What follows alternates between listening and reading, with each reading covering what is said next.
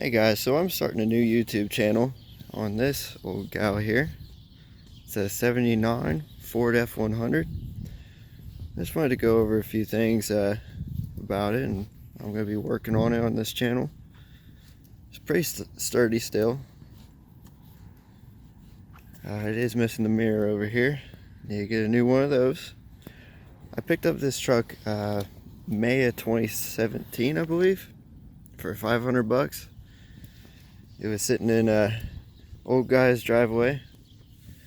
It's got an unknown amount of miles, since the odometer here only goes up to 100,000, rolls back over.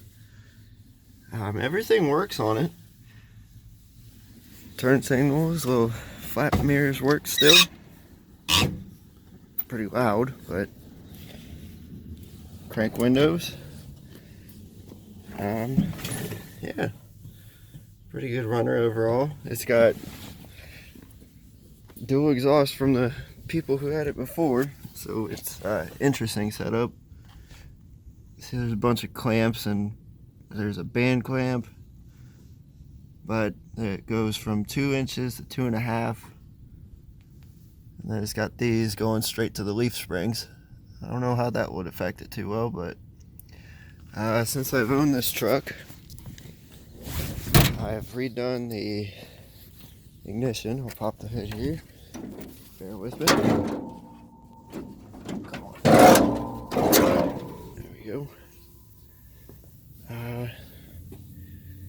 So it's got new distributor, rotor, cap, wires, plugs. Even the little control module for it is new. I've rebuilt the carburetor. It's pretty picky. But other than that, it's pretty solid. It's a battery that came with the truck, and it's still good. And yeah, it holds your fluids down. It's got some transmission fluid there right now. Everything runs pretty well. This started leaking just a little bit ago, but I keep topping it up, so it'll be alright for now. It does have disc brakes on the front. I don't know if you'll be able to see them. I've changed the brakes, and the pads are very odd to change. I'll have to do it soon, so I'll be able to show you guys. I did add those little lights there just because these are pretty dim. They're new, but dim. So I figure I'll do a little video of it driving.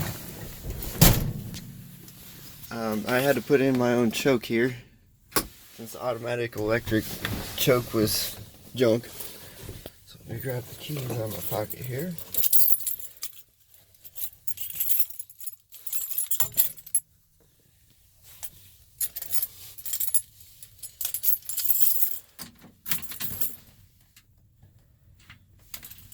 I can be picky sometimes. I added that tack as well. It has an exhaust leak on the passenger side, so it ticks when I drive. It's not the engine, it's got oil. The original radio works. It's got a speaker kind of jerry-rigged up to it. Plan on fixing that in the future too.